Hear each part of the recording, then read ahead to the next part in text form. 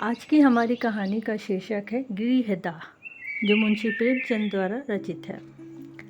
सत्य प्रकाश के जन्मोत्सव में लाला देव प्रकाश ने बहुत रुपए खर्च किए थे। उसका संस्कार भी खूब धूमधाम से किया गया था। उसके हवा खाने को एक छोटी सी गाड़ी थी। शाम को नौकर उससे टहलने ले जाते थे। एक नौकर उसे पाठशाला पहुंचाने जाता, दिन भर वहीं बैठा रहता और उसे साथ लेकर घर आता। कितना सुशील, कितना होनहार बालक था। गोरा मुखड़ा, बड़ी बड़ी आंखें, ऊंचा मस्तक, पतले पतले लाल अधर भरे पाँव। उसे देखकर सहसा ही मुंह से निकल पड़ता, भगवान जिसे जिला दे प्रतापी मनुष्य होगा। उसकी बल बुद्धि की प्रखरता पर लोगों को आश्चर्य होता था।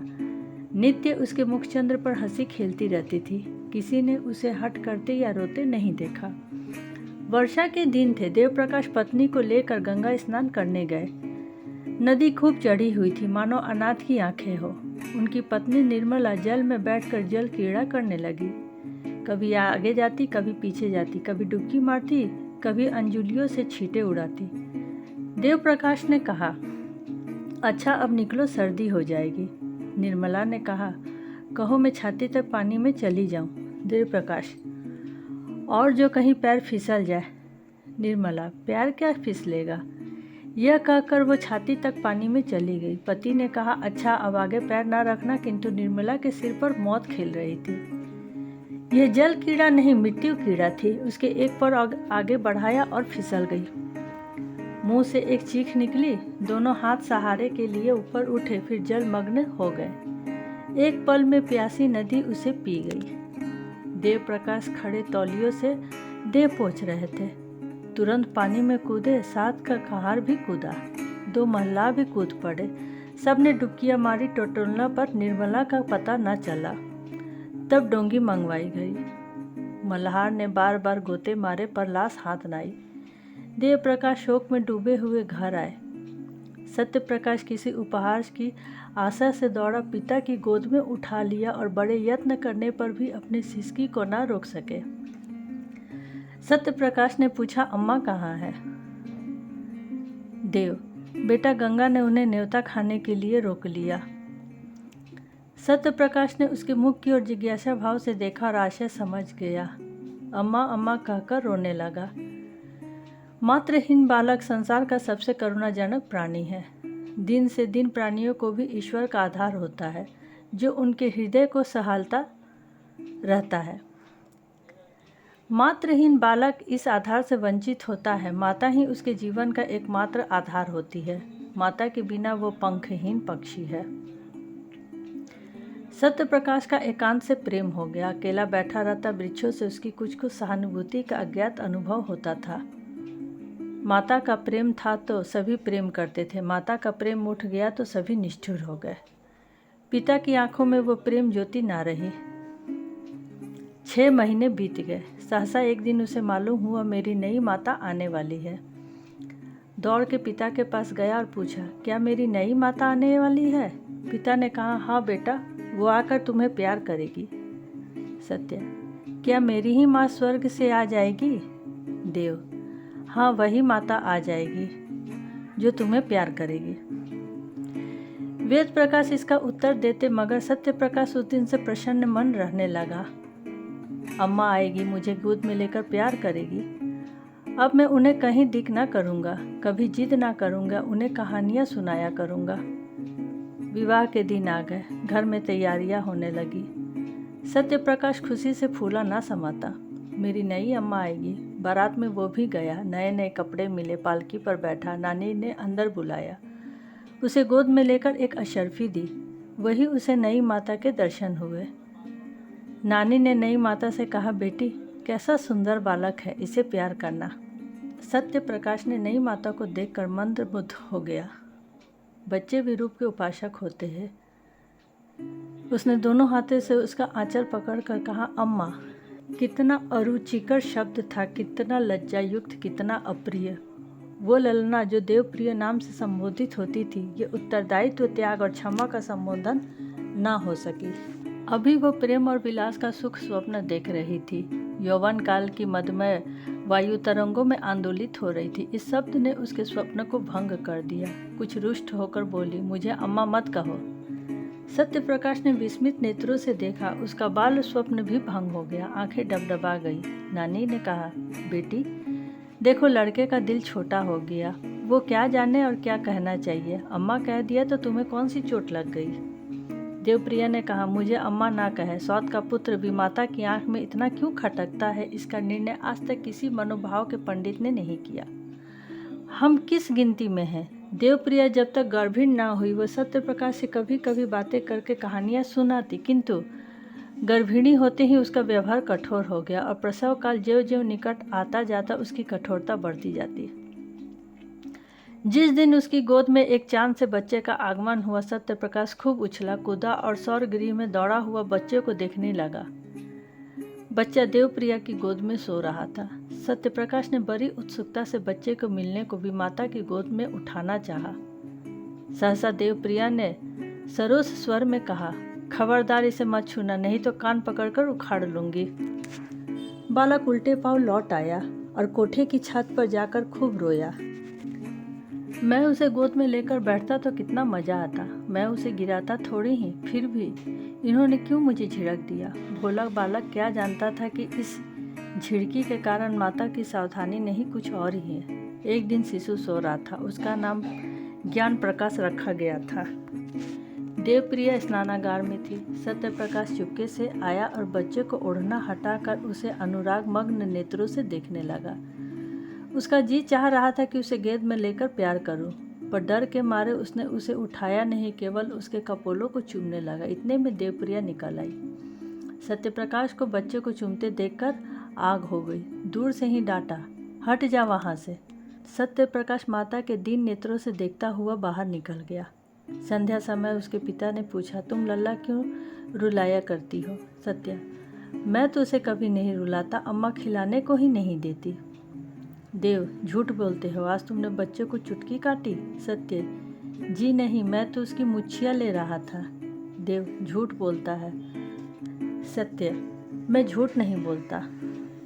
देव प्रकाश को क्रोध आया, लड़के को 2-3 तमाचे लगाए। पहली बार ये ताड़ना मिली और निरपराध, इसने उसके जीवन की काया पलट कर दी। उस दिन से सत्य प्रकाश के स्वभाव में एक विचित्र परिवर्तन दिखाई देने लगा। वो घर में बहुत कम आता, पिता आते तो उनके मुंह छिपाए फिरता। कोई खाना खाने को बुलाता तो आता तो चोरों की भांति दुबका हुआ जाकर खा लेता और कुछ न मांगता और न कुछ बोलता। पहले अत्यंत कुशाग्र बुद्धि था, उसकी सफाई और सलीके और फुर्ती पर लोग मुग्ध हो जाते थे। अब वो पढ़ने से जी चुराता, मैले कुचैले कपड़े पहने रहता, घर में कई प्रेम करने वाला ना था।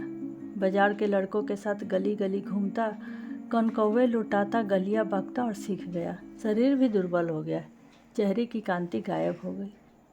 शरारतों के उल्हाने मिलने लगे और सत्य प्रकाश नित्य घुड़कियों और तमाचे खाने लगा। यहाँ तक कि अगर वो घर में किसी काम से चला जाता तो लोग दूर दूर करके दौड़ाते। ज्ञान प्रकाश को पढ़ाने के लिए मास्टर आता था। देव प्रकाश उसे रोज सैर कराने ले जाते थे। हंसमुख लड़का था। देवप्रिया उसे सत्य प्रकाश के साथ भी बचाती रहती थी।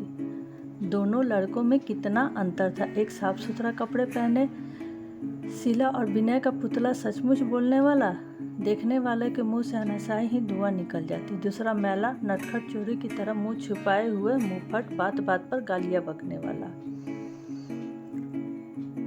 एक को देखकर पिता की छाती ठंडी होती तो दूसरे को देखकर देह में आग लग जाती थी।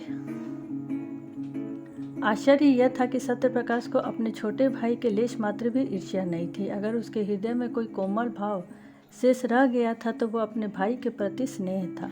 उस मरुभूमि में यही एक हरियाली थी। ईर्ष्या, साम्य भाव भी घातक था। सत्य प्रकाश अपने भाई को अपने से कहीं ऊंचा, कहीं भाग्यशाली समझता था। उससे ईर्ष्या का भाव ही लोप हो गया था। घृणा से घृणा ही उत्पन्न होती है, प्रेम से प्रेम।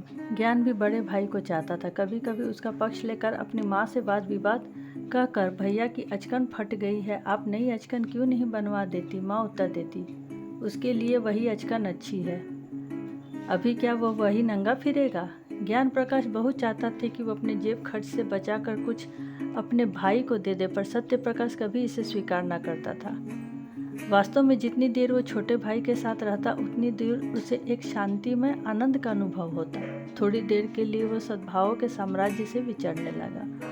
उसके मुख से कोई भद्दी और अप्रिय बात ना निकलती। एक क्षण के लिए भी उसकी सोई हुई आत्मा जाग उठती। एक बार कई दिन तक सत्यप्रकाश मदरसे न गया। पिता ने पूछा, तुम आजकल पढ़ने क्यों नहीं जा रहे हो? क्या सोच रखा है कि मैंने तुम्हारी जिंदगी भर का ठेका ले रखा है? सत्यप्रकाश, मेरे ऊपर जुर्माने और फीस के कई रुपए हो गए हैं। जाता हूँ तो दर्जे से निकाल दिया जाता है। देवप्रकाश, फीस क्यों बाकी है? तुम तो महीने महीने ले लिया करते हो। सत्यप्रकाश, आए दिन चंदा लगा रहते हैं, फीस के रुपए में चंदे में दे दिए। देवप्रकाश, और जुर्माना क्यों? सत्य, फीस ना देने के कारण। देव, तुमने चंदा क्यों दिया? सत्य, ज्ञानू ने चंदा दिया था तो मैंने भी दिया। देव, तुम ज्ञानू से जलते हो? सत्य, मैं ज्ञानू से क्यों जलने लगा? यहाँ हम और वो दो बाहर हम और वो एक ही समझे जाते हैं। मैं ये नहीं चाहता कि मेरे कुछ नहीं है। देव, क्या ये कहते शर्म आती है? सत्य, जी हाँ, आपकी बदनामी होगी। देव, अच्छा तो आप मेरी मन रक्षा करते हैं, ये क्यों नहीं कहते कि पढ़ना आपको मंजूर नहीं? मेरे पास इतना रुपए नहीं कि तुम्हें एक एक क्लास में 3-3 साल पढ़ाऊं और ऊपर से तुम्हारे खर्च के लिए भी प्रतिमास कुछ दूं। ज्ञान बाबू तुमसे कितना छोटा है, लेकिन तुमसे एक ही दर्जा नीचे है। तुम इस साल जरूर ही फेल होगे और वो जरूर पास हो जाएगा। अगले साल तुम्हारे साथ हो जाएगा, तब तो तुम्हारे मुंह में कालिख लगेगी। सत्य, विद्या मेरे भाग्य में नहीं है। देव, तुम्हारे भाग्य में क्या है? सत्य, भीख मांगना। देव, तो फिर भीख मांगो, मेरे घर से निकल जाओ। देवप्रिय भी आगे बोली, शर्माता तो नहीं या बातों का जवाब देता है। सत्य, जिनके भाग्य में भीख मांगना है वही बचपन में अनाथ हो जाते हैं। देवप्रिय, ये जली कटी बातें अब मुझसे ना सही जाएगी। मैं खून का घूंट पी पी कर रह जाती हूँ। देवप्रकाश, बेहया है, कल मैं इसका नाम कटवा दूंगा। भीख मांगनी है तो भीख ही मांगे। दूसरे दिन सत्यप्रकाश ने घर से निकलने की तैयारी कर ली। उसकी उम्र अब 16 साल की ही थी। इतनी बातें सुनने के बाद अब उसे उस घर में रहना सहज ना हो गया था। जब वह हाथ पांव न थे तो किशोरावस्था में असमर्थता थी, तब तो अवहेलना, निरादर, निष्ठुरता, भत्सरना सब कुछ सह कर वह घर में रह जाता। अब हाथ पांव हो गए थे, उस बंधन में क्यों रहता? आत्माभिमान आशा की भांति बहुत चिरंजीवी होता है। गर्मी के दिन थे, दोपहर का समय था। घर के सभी प्राणी सो रहे थे। सत्यप्रकाश ने अपनी धोती बगल में दबाई, छोटा सा बैग हाथ में लिया और चाहता था कि चुपके से बैठक से निकल जाए कि ज्ञानू आ गया और उसे कहीं जाने को तैयार देखकर बोला, कहाँ जाते हो भैया? सत्य, जाता हूँ, कहीं नौकरी करूँगा। ज्ञानू, मैं जाकर अम्मा से कहे देता हूँ। सत्य, तो फिर मैं तुमसे छुप कर चला जाऊँगा। ज्ञानू, क्यों चले जाओगे? तुम्हें मेरी जरा से भी मोहब्बत नहीं? सत्यप्रकाश ने भाई को गले लगाकर कहा, तुम्हें छोड़कर जाने के तो जी नहीं चाहता, लेकिन जहाँ कोई पूछने वाला ही ना हो वहाँ पड़े रहना बेहयाई ही है। कहीं 10-5 की नौकरी कर लूँगा तो पेट पालता रहूँगा और किस लायक हूँ। ज्ञानू, तुमसे अम्मा इतनी क्यों चिढ़ती है? मुझे तुमसे मिलने को मना किया करती है। सत्य, मेरे नसीब खोटे हैं और क्या। ज्ञानू, तुम लिखने पढ़ने में जी नहीं लगाते। सत्य, लगता ही नहीं, कैसे लगाऊं? जब कोई परवाह ही नहीं करता तो मैं भी सोचता हूँ यूँ यही ना होगा, ठोकर खाऊंगा बला से। ज्ञानू, मुझे भूल तो न जाओगे? मैं तुम्हारे पास खत लिखा करूँगा, मुझे एक बार अपने यहाँ बुलाना। सत्य, तुम्हारे स्कूल के पते पे चिट्ठी लिखूँगा। ज्ञानू रोते रोते, मुझे ना जाने की कोई बड़ी मोहब्बत लगती है। सत्य, मैं तुम्हें सदैव याद रखूँगा। यह कहकर फिर भाई को गले लगाया और घर से निकल पड़ा। पास ही एक कौड़ी भी नहीं थी और वो कलकत्ता जा रहा था। सत्यप्रकाश कलकत्ते क्यों कर पहुंचा, इसका वृत्तांत लिखना व्यर्थ है। युवकों में दुस्साहस की मात्रा अधिक होती है। वे हवा में किले बना रहा था, धरती पर नाव चला सकता है। कठिनाइयों में उसे कुछ परवाह नहीं होती। अपने ऊपर असीम विश्वास होता कलकत्ते पहुंचा, ऐसा कष्ट साध्य न था। सत्यप्रकाश चतुर युवा था। पहले ही उसके निश्चय कर लिया था कि कलकत्ता में क्या करूंगा, क्या रहूंगा। उसने बैग में लिखने की सामग्री मौजूद थी। बड़े शहर में जीविका का प्रश्न कठिन है और सरल भी है। सरल है कि उसके लिए जो हाथ में काम कर सकते हैं, कठिन है उनके लिए जो कलम से काम करते हैं। सत्य प्रकाश मजदूरी करना नीच का काम समझता था। उसने एक धर्मशाला में असबाब रखा। बाद में शहर के मुख्य स्थानों पर निरीक्षण करके एक डाकघर के सामने लिखने का सामान लेकर बैठ गया और अपढ़ मजदूरों की चिट्ठियाँ, मनी ऑर्डर आदि लिखने का व्यवसाय करने लगा। पहले कई दिन तक तो उसने इतने पैसे ना मिले कि भरपेट भोजन करता, लेकिन धीरे धीरे आमदनी बढ़ने लगी। वह मजदूरों से इतने विनय के साथ बात करता और उनके समाचार इतने विस्तार से लिखता कि बस वे पत्र को सुनकर ही बहुत प्रसन्न होते। अशिक्षित लोग एक ही बात को 2 बार 3 बार लिखाते हैं। उनकी दशा ठीक रोगियों की हो गई थी। सत्य प्रकाश सूत्र को व्याख्या का रूप देकर एक मजदूर को मुग्ध कर देता, एक संतुष्ट होकर जाता और अपने कई अन्य भाइयों को खोज लाता। एक ही महीने में उसे 1 रुपये का रोज मिलने लगा। उसने धर्मशाला से निकलकर शहर से बाहर 5 रुपये महीने पर एक छोटी सी कोठरी ले ली।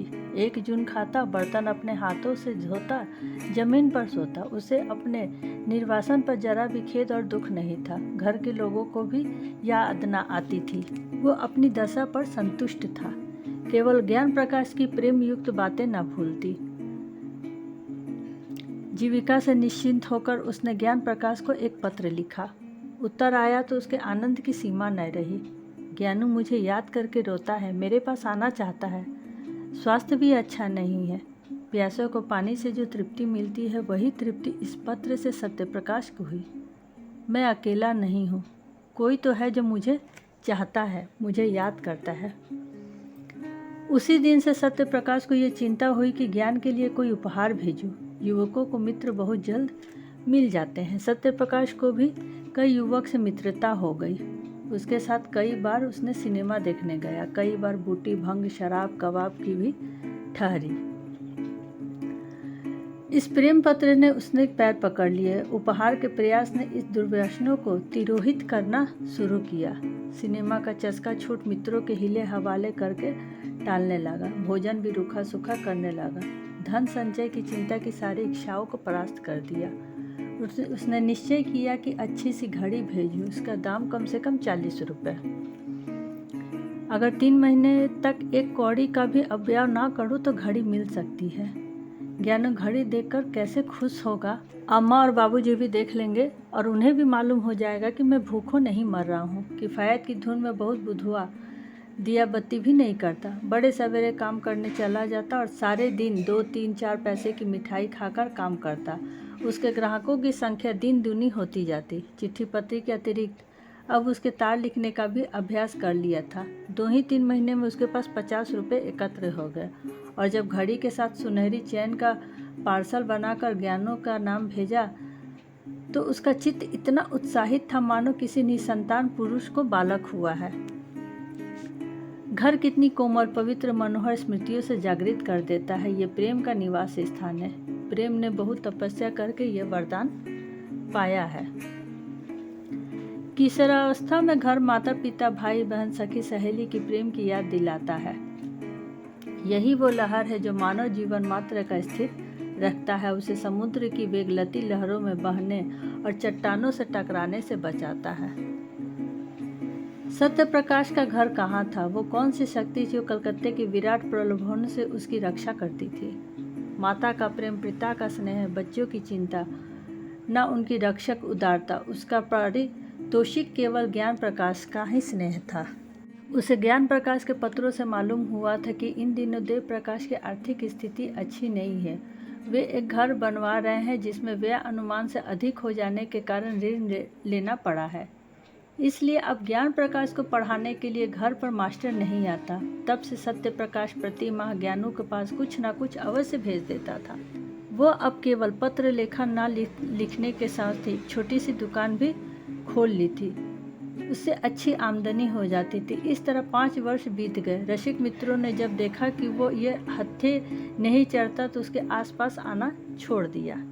संध्या का समय था। देव प्रकाश अपने मकान में बैठे देवप्रिया से ज्ञान प्रकाश के विवाह के संबंध में बात कर रहे थे। ज्ञानू अब 17 वर्ष का युवक था।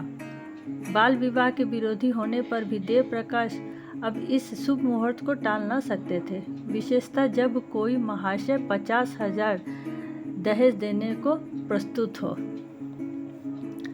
देव प्रकाश, मैं तो तैयार हूँ, लेकिन तुम्हारा लड़का भी तो तैयार हो।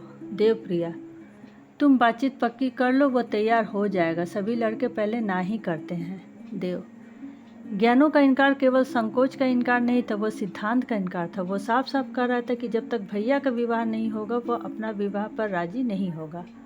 देवप्रिया, उसकी कौन चलावे? वहाँ कोई रखेल ही रख ली होगी। विवाह क्यों करेगा? वहाँ कोई देखने जाता है। देव झुंझला कर, रखेल रख ली होती तो तुम्हारे लड़के को 40 रुपये का महीना ना भेजता और ना वे चीज़ें ही देता जो पहले महीने में अब तक बराबर देता चला आ रहा है। ना जाने तुम्हारा मन उसकी ओर इतना मैला क्यों है। चाहे वो जान निकाल कर भी दे दे, लेकिन तुमसे ना पसीजेगा। देवप्रिया नाराज होकर के चली गई। सत्य प्रकाश का विवाह करना उचित है, किंतु वो कभी इस प्रसंग को ना आने ही नहीं देती थी। स्वयं देव प्रकाश की भी यही हार्दिक इच्छा थी कि पहले बड़े लड़के का विवाह करें, पर उन्होंने भी आज तक सत्य प्रकाश को कोई पत्र ना लिखा था। देवप्रिया के चले जाने के बाद उन्होंने आज पहली बार सत्य प्रकाश को पत्र लिखा। पहले इतने दिनों तक चुपचाप रहने के लिए क्षमा मांगी, तब उसे एक बार घर आने का आग्रह किया। लिखा, अब मैं कुछ दिनों का मेहमान हूँ। मेरी अभिलाषा है कि तुम्हारा और तुम्हारे छोटे भाई का विवाह देख लो। मुझे बहुत दुख होगा यदि तुम मेरी विनय स्वीकार ना करोगे। ज्ञान प्रकाश के असमंजस की बात भी लिखी। अंत में इस बात पर जोर दिया कि किसी और विचार से नहीं तो ज्ञानों के प्रेम के नाते ही तुम्हें इस बंधन में पड़ना होगा। सत्य प्रकाश को यह पत्र मिला तो उसे बेहद खेद हुआ। इसके साथ ही उसे यह ईर्ष्यामन आनंद हुआ कि अम्मा और दादा को अब तक कुछ मानसिक पीड़ा होगी। मेरी ये क्या चिंता थी कि मैं मर भी जाऊं तो उनकी आंखों से आंसू न आए। 7 वर्ष हो गए, कभी भूल कर भी एक पत्र नहीं लिखा कि मर रहा हूँ या जी रहा हूँ। अब कुछ चेतावनी मिलेगी। ज्ञान प्रकाश अंत में विवाह करने पर राजी तो हो जाएगा, लेकिन सहज में नहीं। कुछ ना हो तो मुझे एक बार अपने इनकार के कारण लिखने का अवसर मिला। ज्ञानों को मुझसे प्रेम है, लेकिन उसके कारण मैं पारिवारिक अन्याय का दोषी ना बनूंगा। हमारा पारिवारिक जीवन संपूर्ण है। ये कुमति और वैमर्ष्य क्रूरता का बीजारोपण करता है। इसी माया में फंसकर मनुष्य अपनी संतान का शत्रु हो जाता है। ना मैं आंखों देखा मक्खी नहीं निगलूंगा। मैं ज्ञानों को समझाऊंगा अवश्य। मेरे पास जो कुछ जमा है वो सब ज्ञानों के विवाह में अर्पण कर दूंगा। बस इससे ज़्यादा मैं और कुछ नहीं कर सकता। अगर ज्ञानू भी अब अविवाहित रहे तो संसार में कौन सुना हो जाएगा। एक पिता का पुत्र का पालन ना करेगा, उसके जीवन में वही अभिनय दोहराया जाएगा जिससे मेरा सर्वनाश कर दिया। दूसरे दिन सत्य प्रकाश ने 500 रुपये पिता के पास भेजे और पत्र का उत्तर लिखा कि मेरा अहोभाग्य जो आपने मुझे याद किया। ज्ञानू का विवाह निश्चित हो गया, इसकी बधाई। इन रुपयों से नववधू के लिए कोई आभूषण बनवा दीजिएगा।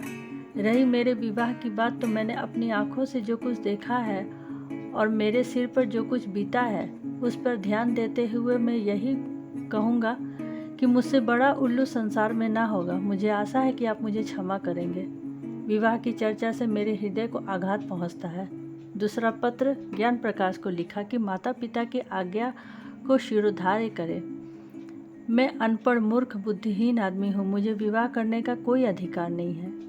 मैं तुम्हारे विवाह के शुभोत्सव में सम्मिलित नहीं हो सकूँगा। इसके लिए मुझे बढ़कर आनंद और संतोष का कोई विषय नहीं हो सकता। देव प्रकाश ये पढ़कर अवाक रह गए कि आग्रह करने का साहस ना हुआ। देवप्रिया ने नाक सिकोड़ कर कहा, यह लौंडा देखने को सीधा है, जहर का बुझाया हुआ, कैसे सौकोस में बैठा हुआ बर्छियों से छेद रहा है। किंतु ज्ञान प्रकाश ने यह पत्र पढ़ा, उसे मर्मघात पहुंचा। दादा और अम्मा के अन्याय ने उसे यह भीषण व्रत धारण करने पर बाध्य किया है। संध्या समय जब उसके माता पिता बैठे हुए इसी समस्या पर विचार कर रहे थे, ज्ञान प्रकाश ने आकर कहा, मैं कल भैया से मिलने जाऊंगा। देवप्रिया, क्या कलकत्ता जाओगे? ज्ञान, जी हाँ। देवप्रिया, उन्हीं को क्यों नहीं बुलाते? ज्ञान, उन्हें कौन मुंह लेकर के बुलाऊं? आप लोगों ने पहले ही मेरे मुंह पे कालिख लगा दी है। ऐसे देव पुरुष आप लोगों के कारण विदेश में ठोकर खा रहा है और मैं इतना लज्जित हो जाऊं कि। देवप्रिया, अच्छा चुप रह, नहीं ब्याह करना है तो ना करे, जले पर नमक मत छिड़क, माता पिता का धर्म है इसलिए कहती हूँ, नहीं तो ये ढेंगे की बरपा नहीं। तू चाहे ब्याह कर चाहे कंवारा रह, मेरी आंखों से दूर हो जा। ज्ञान, क्या मेरी सूरत से भी घृणा हो गई है? देवप्रिया, जब तू हमारे कहने पर नहीं चाहे तो हम भी समझ लेंगे कि भगवान ने लड़का दिया ही नहीं। देव, क्यों व्यर्थ में ऐसे कटु वचन बोलती हो? ज्ञान, अगर आप लोगों की यही इच्छा है तो यही होगा। देव प्रकाश ने देखा कि बात का बतंगड़ हुआ चाहता है, ज्ञान प्रकाश को इशारे से टाल दिया और पत्नी के क्रोध को शांत करने के लिए चेष्टा करने लगा। मगर देवप्रिया फिर फुटकर रो रही थी और बार बार कहती थी कि इसकी सूरत नहीं देखूंगी। अंत में देव प्रकाश ने चीर कर कहा, तो तुम ही ने तो कटु वचन कहकर उसे उत्तेजित कर दिया। देवप्रिय, यह सब विष उसी चंडाल ने बोया है जो यहाँ के साथ समुंदर पार बैठा मुझे मिट्टी में मिलाने का उपाय कर रहा है। मेरे बेटे को मुझसे छीनने के लिए उसने यह प्रेम का स्वांग भरा है। मैंने उसकी नस नस पहचानती हूँ। उसका यह मंत्र मेरी जान लेकर ही छोड़ेगा। देव, अरे तो क्या वो विवाह नहीं करेगा? अभी गुस्से में अनाप शनाप बक कर गया है, जरा शांत हो जाएगा तो मैं समझाकर राजी कर दूंगा। देवप्रिया, मेरे हाथ से निकल गया है। 3 साल तक प्रतिवर्ष विवाह के दिनों में यह प्रश्न उठता रहा, पर ज्ञान प्रकाश अपनी प्रतिज्ञा पर अटल रहा। माता का रोना धोना निष्फल हुआ। हाँ, उसके माता की एक बात मान ली गई, वो भाई से मिलने कलकत्ता ना गया। 3 साल में घर में बड़ा परिवर्तन हो गया। देवप्रिया की तीनों कन्याओं का विवाह हो गया। अब घर में उसके सिवा कोई स्त्री न थी। सूना घर उसे फाड़े खाता था। जब वो नैराश्य और क्रोध से पागल हो जाती थी तो सत्य प्रकाश को खूब जी भर कोसती, मगर दोनों भाइयों में प्रेम पत्र व्यवहार बराबर होता रहता था। वेद प्रकाश के स्वभाव में एक विचित्र उदासीनता प्रकट होने लगी। उन्होंने पेंशन ली थी और प्रायः धर्म ग्रंथों का अध्ययन किया करते थे। ज्ञान प्रकाश ने भी आचार्य की उपाधि प्राप्त कर ली थी और एक विद्यालय में अध्यापक हो गए थे। देवप्रिया अब संसार में अकेली थी। देवप्रिया अपने पुत्र की गृहस्थी की ओर खींचने के लिए नित्य टोटके किया करती। बिरादरी में कौन सी कन्या सुंदरी है, गुणवंती है, सुशिक्षित है, उसका बयान किया करती, पर ज्ञान प्रकाश को इन बातों की सुनने की भी फुर्सत न थी। मोहल्ले और घरों में नित्य ही विवाह होते रहते। बहुएं आती तो किसी की गोद में बच्चा खेलते थे। घर गुलजार हो जाता था। कहीं विदाई होती, कहीं बधाइयाँ आती, कहीं गाना बजाना होता तो कहीं बाजे बजते। ये चहल पहल देखकर देवप्रिया का चित्त चंचल हो जाता था। भगवान, ऐसा भी दिन आएगा कि मैं अपने बहू का मुख चंद्र देखूंगी, उसके बालकों को गोद में खिलाऊंगी। वो भी कोई दिन होगा कि मेरे घर में भी कोई आनंदोत्सव का मधुर गाना की तान उठेगी। आप सत्य प्रकाश को कोसने लगी। वो मेरे प्राणों के घातक है। वो आकाश में देवताओं के विमान उड़ाने लगती है। अगर भोजन में नमक तेज हो गया हो तो वो शत्रु को कोई रोड़ा खड़ा दिया होगा। देवप्रिया को अभी कभी धोखा हो जाता था कि सत्य प्रकाश के घर गया है, वो मुझे मारना चाहता है, ज्ञान प्रकाश को विष खिलाए देता है। एक दिन उसने सत्य प्रकाश के नाम एक पत्र लिखा और उसे जितना कोसना बनता उसने कोसा। तू मेरे प्राणों का बेरी है, मेरे कुल का घातक है, हत्यारा है। वो कौन दिन आएगा कि तेरी मिट्टी उठेगी। तूने मेरे लड़के पर वशीकरण मंत्र चला दिया है। दूसरे दिन फिर ऐसा ही पत्र लिखा, यहाँ तक कि उसका नित्य कर्म हो गया है। जब तक एक चिट्ठी में सत्य प्रकाश की गालियाँ ना दे लेती उसे चैन ना मिलता। इन पत्रों को वो कहारिया के हाथ डाक कर भिजवा दिया करती थी। ज्ञान प्रकाश का अध्यापक होना सत्य प्रकाश के लिए घातक हो गया। परदेश में उसे यही संतोष था कि संसार में निराधार नहीं, वो अब अवलंब भी जाता था। ज्ञान प्रकाश ने जोर देकर लिखा, अब आप मेरे हेतु कोई कष्ट ना उठाएं, मुझे अपनी गुजर करने के लिए काफ़ी से ज़्यादा मिलने लगा है। सत्य प्रकाश की दुकान भी खूब चलती थी, लेकिन कलकत्ते जैसे शहर में एक छोटे से दुकानदार के जीवन बहुत सुखी नहीं होता। 660 रुपये से 70 रुपये की मानसिक आमदनी होती ही क्या है।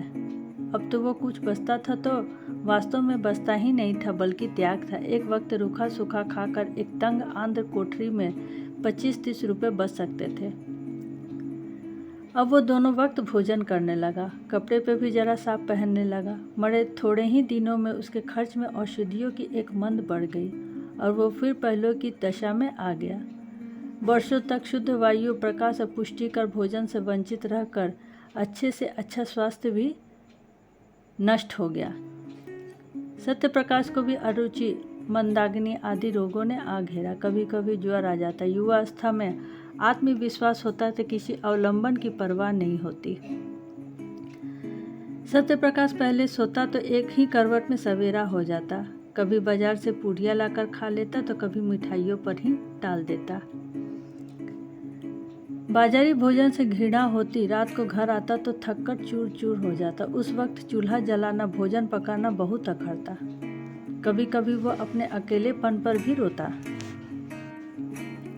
रात को जब किसी तरह की नींद न आती तो उसका मन किसी से बात करने को ललायित होने लगता। इधर ज्ञान प्रकाश के पत्र भी अब कम आते थे, वो भी रूखे।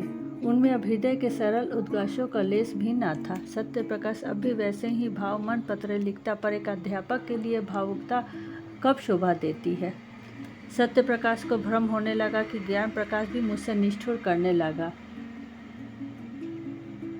नहीं तो मेरे पास 2-4 दिन के लिए आना असंभव नहीं था। मेरे लिए तो घर का द्वार बंद है, पर उसे कौन सा बाधा है। उस गरीब को क्या मालूम कि ज्ञान प्रकाश के माता से कलकत्ता ना जाने की कसम खा ली है। इस भ्रम में उसे और भी हिताश कर दिया। शहरों में बहुत मनुष्य है, पर मनुष्यता में बिरले ही नहीं होती। सत्य प्रकाश उस बहुसंख्यक स्थान पर भी अकेला था। उसके मन में अब एक नई आकांक्षा अंकुरित हुई। क्यों न घर लौट चलूं, किसी संगनी के प्रेम क्यों न शरण लूं। वो सुख शांति और कहाँ मिल सकती हैं।